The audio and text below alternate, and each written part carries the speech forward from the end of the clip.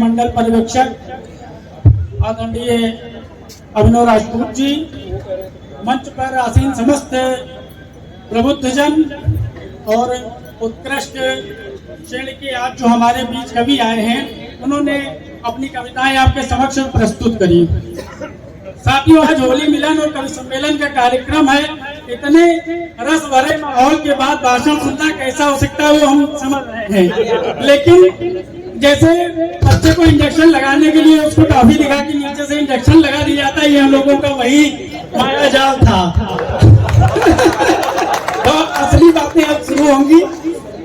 अभी तक आपने हमारे देशराज भाई का संपूर्ण प्रदर्शन देखा। आज का जो है आज होली मिलन का कार्यक्रम है। अटेवा के बैनर तले मिलन होली रंगों का त्योहार है, सौहार्द का त्योहार है, आपसी मिलन का त्योहार है और अटेवा के बैनर तले आज इसको आयोजित किया गया है। साथियों, अटेवा ने भी कुछ ऐसा ही सौहार्द पैदा किया संघर्ष के माध्यम से। आज कई प्रदेशों के लोग आपस में एक दूसरे से जुड़े हुए हैं इस संघर्ष को लेकर। हम लोग जब तक इससे नहीं जुड़े थे, एक दूसरे को नहीं जानते थे। आज स्थिति ये है कि मध्य प्रदेश, राजस्थान, छत्तीसगढ़ जहाँ पेंशन मिली है वहाँ के लोगों से हम कांटेक्ट में हैं। आपको बताएं, व्हाट्सएप, फेसबुक, यहाँ तक की बात होती है एक दूसरे राज्यों के लोगों से। तो ये एक ऐसा संगठन मिला जिसके माध्यम से केवल संघर्ष और आंदोलन नहीं हुई, आपस में जुड़ने का भी काफी विस्तारित कार्यक्रम हुआ है। तो लोग बहुत हैं। आज जो इतना उत्कृष्ट कार्यक्रम किया गया, यहाँ की जनपदीय तहसील की कार्यकारिणी कैसरगंज की, और साथ में हमारे विनय भाई का बहुत अच्छा सहयोग रहा है। बिना इनके हमको नहीं लगता है कि इतना बड़ा कार्यक्रम संपन्न कराना आसान कार्य था। तो वक्ता बहुत सारे हैं, आप सभी को काफी बातें बताएंगे। हम चाहेंगे कि मुख्य अतिथि की बातों को हम लोग ज्यादा सुना जाए। धन्यवाद। थोड़ा सा अवरोध हुआ है, हम चाहें कि हमारी जो बातें हैं वो आप तक पहुंचे। और इस श्रृंखला में अगले हमारे वक्ता हैं उमेश चंद्र त्रिपाठी जी, जो राष्ट्रीय शैक्षिक महासंघ के जिला महामंत्री पद को शोभायमान कर रहे हैं और बहराइच जिले से हम लोगों के बीच आए हैं। हम चाहेंगे पुरानी पेंशन से जुड़े हुए अपने विचार हम तक पहुंचाएं। ये चीज बताना भूल गया, आप लोग खड़े होकर के इन्हें जन्मदिन की शुभकामनाएं दीजिए। हालांकि मैंने फोन से इनको बधाई दी थी, अब चाहेंगे आप लोग खड़े होकर जोरदार हर्षध्वनि के साथ उमेश जी को जन्मदिन की हार्दिक शुभकामनाएं दें।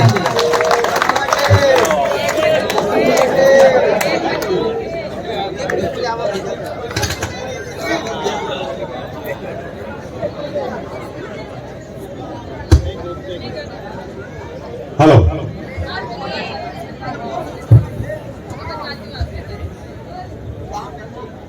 मित्रों, बहनों, सबसे पहले मैं आपको हृदय तल से होली के इस अवसर पर आयोजित कार्यक्रम में आपकी उपस्थिति, आपके प्रेम, सौहार्द और होली मिलन के इस कार्यक्रम को सफल बनाने के लिए बधाई देता हूं।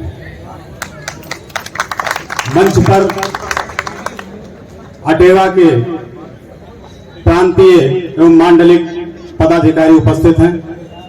हमारे बहुत से मित्र यहां बैठे हुए हैं।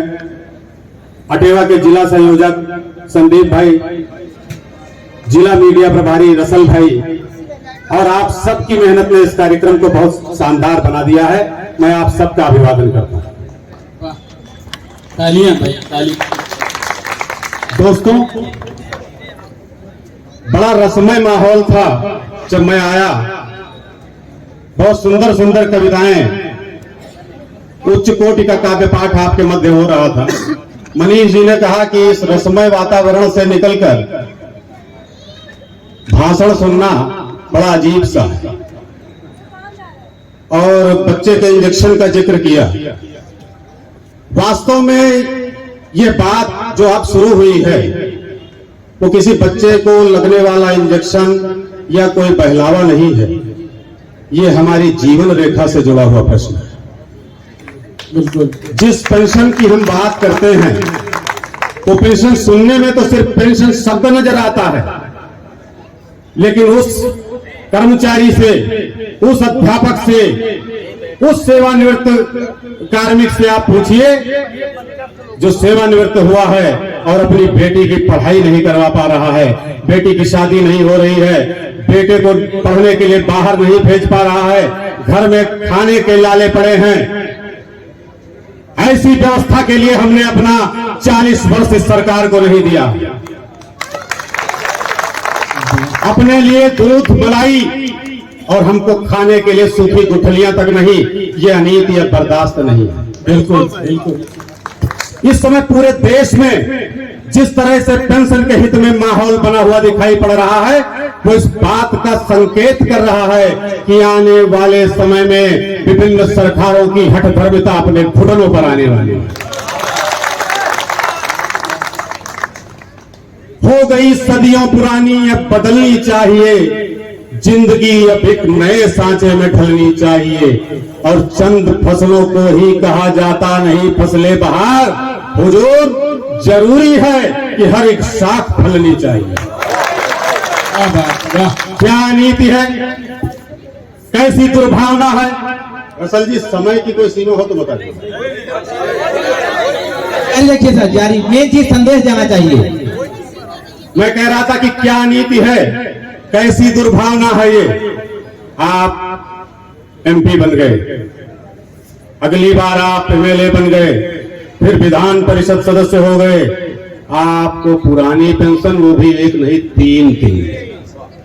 क्या ये क्या राजतंत्र जैसी व्यवस्था से भी निम्न शासकीय व्यवस्था सर्वत्र दिखाई पड़ती है। मैं राष्ट्रीय शैक्षिक महासंघ में हूं। मेरा संगठन अभी कर्नाटक में अधिवेशन था। पूरे देश के बड़े बड़े पदाधिकारी, बड़े बड़े विचारक, मुख्यमंत्री उस कार्यक्रम में आए, वहां एकत्र हुए और लास्ट में जो उस अधिवेशन के 3 दिवसीय अधिवेशन के अंत में जो प्रस्ताव पारित हुए, उनमें पुरानी पेंशन बहाली का प्रस्ताव नंबर 1 पर। जब जनपद बहराइच, जब लखनऊ में अटेवा ने पेंशन के लिए हुंकार भरी, तो राष्ट्रीय शैक्षिक महासंघ के बैनर तले संदीप भाई के सहयोग से लगभग 2,500 से 3,000 शिक्षक महासंघ के बैनर तले लखनऊ की उस रैली में उपस्थित था। पेंशन की लड़ाई किसी संगठन, बहुत ध्यान से कहना चाहूंगा, यहाँ विभिन्न संगठनों के पदाधिकारी बैठे हैं। मैं महासंघ से हो, कोई प्राथमिक संघ से हो सकता है, कोई जूनियर संघ से हो सकता है, हम किसी भी संघ से हो, लेकिन सांसें हम और आप एक जैसी लेती हैं। जहां पेंशन की बात हो, अगर गली नुक्कड़ चौराहों पर भी हो रही हो, तो वहां भी आप बोलिए। सभाओं की ही बात नहीं है, अपने साथियों से बात करिए, एक जनमानस तैयार करिए। अभी महाराष्ट्र में बड़ी संख्या में पेंशन के लिए देखिए हड़ताल हो रही है, वहां सरकारी सेवाएं ठप हो जाने की कगार पर है। तो एक कहावत मैंने सुनी है कि बिना रोए तो मां दूध भी नहीं पिलाती। तो जब तक आप चपत मारने की स्थिति में नहीं होंगे, तब तक कोई आपकी बात नहीं सुनेगा। कुछ होता है, कोई कर्मचारी गरीबी से, लाचारी से विवश होकर सेवानिवृत्ति के बाद, ऐसी भी घटनाएं सुनने में आई हैं, कुछ गलत कदम उठा लेता है, तो खाली सांत्वना देने के लिए उस क्षेत्र के जो जनप्रतिनिधि हैं, मैं किसी पार्टी दल विशेष की बात नहीं कर रहा, मैं राजनीतिक मंशा की बात कर रहा हूं, राजनीतिक सोच की बात कर रहा हूं। जहां पर ऐसी कोई घटना होती है तो लोग पहुंच जाते हैं, नहीं हम देखेंगे, हमसे जो संभव हो सकेगा करेंगे, पर कोई दर्द को महसूस नहीं करता। अगर हम और आप, बहुत गंभीर विषय है, अगर हम और आप अपने और अपने साथी के दर्द को महसूस नहीं करेंगे, तो कोई दूसरा नहीं कर सकता है उस दर्द को महसूस। 1-2 लाइनें मुझे याद आ रही हैं कि हमारे दर्द की उन तक भला कैसे खबर पहुंचे, जहां सपने नहीं जाते वहां कैसे नजर पहुंचे। और निराला रूप है संवेदना का आज हर तट पर, कोई जब डूब जाए सिसकियां लेती लहर पर। तो जो खेल किया जा रहा है हमारे और आपके साथ, बहुत बार संगठनों के कार्यक्रम होते हैं, कभी महासंघ होकार भरता है, कभी अटेवा होकार भरती है, अन्य संगठन होकार भरते हैं, विभिन्न मंच जो पुरानी पेंशन बहाली के लिए बने हुए हैं वो आह्वान करते हैं, तब हमको अपने व्यक्तिगत काम याद आ जाते हैं, उंगली उठाते हैं। बुरी बात, मैं अपने लिए भी ये बात कह रहा हूं, मैं भी शिक्षक हूं, मैं आपसे अलग नहीं हूं, लेकिन मैं मंचों से कटु बात कहना मेरे स्वभाव में। जब ऐसा कुछ होता है कि हमको अपना समय देना है, हो सकता है हमको अपना थोड़ा सा धन भी देना पड़े, अपने थोड़े से सुखों को भी त्यागना पड़े, तब हमको वो सारी चीजें, जो तमाम चीजें याद आ जाती हैं और हम उन आंदोलनों से अपने आप को पृथक कर लेते हैं। यहां तक कि अगर कोई दूसरा हमारा साथी हमसे पूछता है कि क्या करना चाहिए, अरे छोड़ो क्यों जाओगे, ये भाव होता है हमारा, ये भाव होता है। तो इस प्रकार से, इस ढुलमुल रवैये से न कभी कोई लड़ाई जीती गई है और न जीती जा सकती है। लड़ाई मैं इस संदर्भ में कह रहा हूं, जैसे जीवन जीने का संघर्ष होता है, उसी तरह से पुरानी पेंशन बहाली का संघर्ष है। बड़ा भयावह बुढ़ापा, परिवार में बदतर स्थिति, समाज में निम्न दृष्टिकोण, इन सब के लिए या तो तैयार रहिए या आज अभी लड़ लीजिए, घुटने मत टेकिए। ये लड़ाई अभी और लंबी चलेगी, लेकिन मैं पूरे विश्वास के साथ, पूरी निष्ठा, पूरे हृदय की संवेदना के साथ ये बात कह सकता हूं कि वो दिन दूर नहीं है जब 2004 के पहले की पुरानी पेंशन पूरे देश में होगी। कोई ताकत अब नहीं है ऐसी जो इसे रोक पाएगी।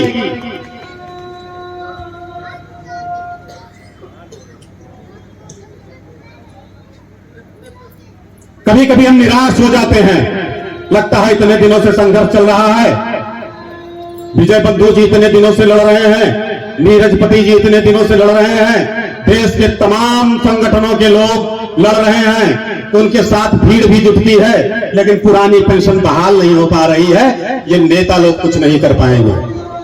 तो उस बात को आपके मस्तिष्क से, आपकी बुद्धि से, आपकी मेधा से हटाने का कार्य इस समय जो पूरे देश में प्रारंभ हुआ है, विभिन्न स्टेट्स में, विभिन्न राज्यों में, वो सबकी आंखें खोल देने वाला है और अपने बीच के उन सोए हुए साथियों को जगाने का भी काम करने वाला है। बहुत से लोग मिलते हैं, आंदोलनों में हमें हतोत्साहित करते हैं, कुछ लोग आलसी वृत्ति के होते हैं और कुछ लोग नकारात्मक मानसिकता से ग्रसित होते हैं। वो उनके व्यक्तिगत जीवन का प्रश्न हो सकता है, लेकिन जीवन का प्रश्न कदापि नहीं हो सकता है, ना उनके, ना आपके, ना हमारे। और पेंशन हमारे जीवन का प्रश्न है।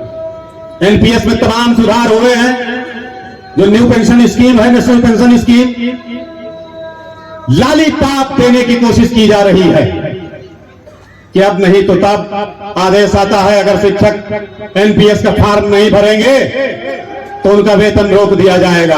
रोक के दिखाओ तुम। एनपीएस का फॉर्म ना भरने की वजह से अगर किसी शिक्षक का वेतन रोका तो राष्ट्रीय शैक्षिक महासंघ विभाग और जनपदीय कार्यालय की ईंट से ईंट बजा।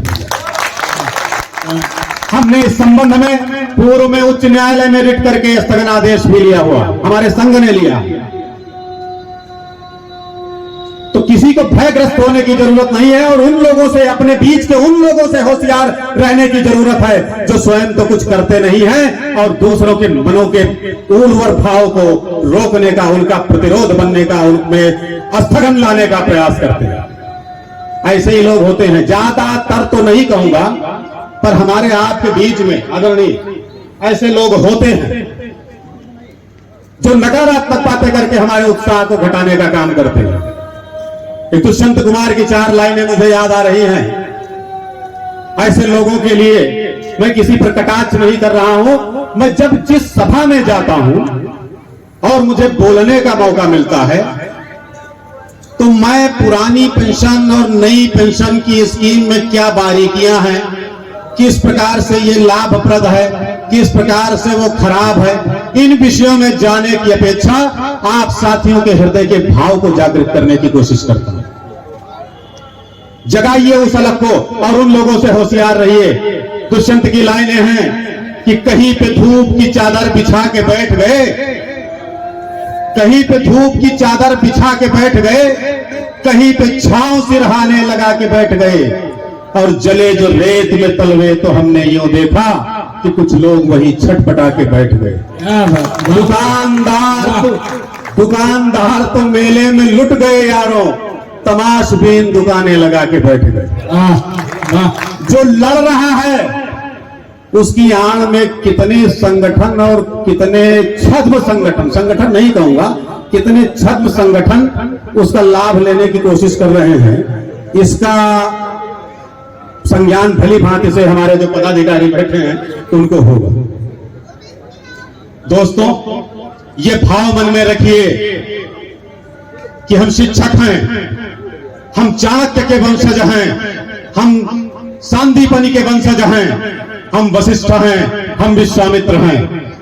जो हम चाहेंगे वो होगा, जो होता है वो होने दो, ये पौरुषहीन कथन है। जो हम चाहेंगे वो होगा, इन शब्दों में जीवन। क्या बात, ये धार होनी चाहिए आपके मन की, ऐसा विचार होना चाहिए और सुदृढ़ विचारों से और सही रास्तों पर चलकर इतिहास गवाह है कि आज तक कोई लड़ाई हारी नहीं गई है, हर लड़ाई जीती गई। आप भी जीतेंगे, ये भरोसा रखिए। बस थोड़ा सा समय, थोड़ी सी ऊर्जा अपने इस लाइफ लाइन के लिए आपको देने की जरूरत है। रक्त की बूंदों से आप सबके लिए कि रक्त की बूंदों से इतिहास लिखा करते हैं हम, तपते पतझड़ में मधुमास लिखा करते हैं, और जर्रा जर्रा रोशनी नीलाम हो रही हो जहां, वहां हम पथराई आंखों में आस लिखा करते हैं, वहां हम पथराई आंखों में आस लिखा करते हैं। तो जब दूसरों के लिए ऐसे भाव हैं तो अपने लिए क्यों, स्वयं के लिए भी जागिए। दोस्तों, एक भाव होना चाहिए कि तुम मिटा न पाए जिसे, वही मैं जीता हूं, मैं मरण चषक में ढाल अमरता पीता हूं। क्या भय दिखा रहे हो? कार्रवाई करोगे, सस्पेंशन बनाओगे, वेतन रोक दोगे। अरे जब कल मरना है तो आज ही मर जाएंगे, लेकिन अपने अधिकार को नहीं छोड़ो। अपने भविष्य को ध्यान में रखना है।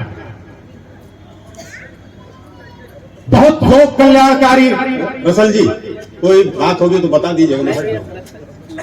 ओहो, 2 मिनट, 1 मिनट में अपनी बात खत्म करता हूं। मैंने कहा था, पूछ लिया था, कारण क्या है, जब मैं साथियों के बीच में खड़ा होता हूं तो हृदय के भाव, उद्गार कम से कम पेंशन जैसे महत्वपूर्ण विषय पर समाप्त नहीं होती।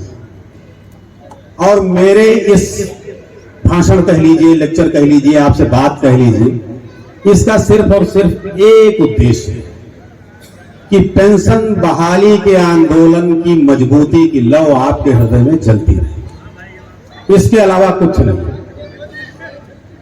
समाप्त करता हूं, रसल जी का आदेश है। बड़े 1 मिनट से लोक कल्याणकारी राज्य की बात हुई थी, वैसे मैं संचालक के कहने पर भी 2-3 मिनट ले लेता हूं।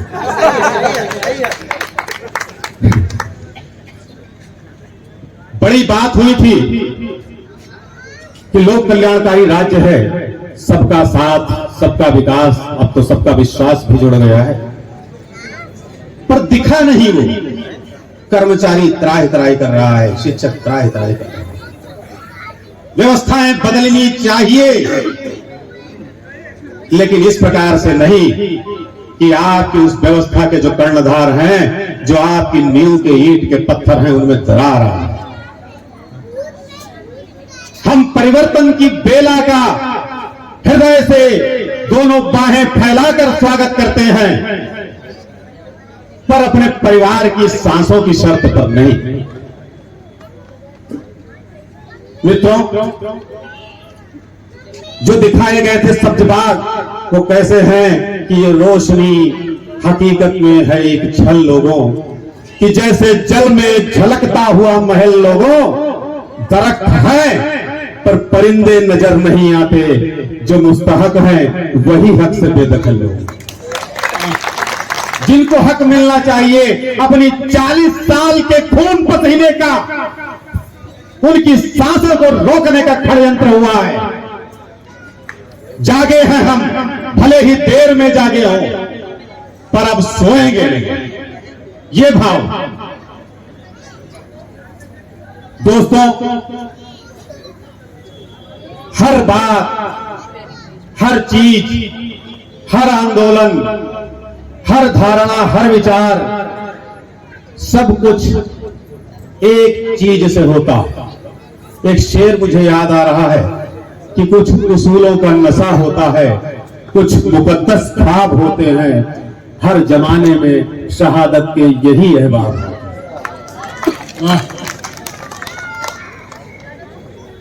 तो जब आप समझेंगे उस बात को,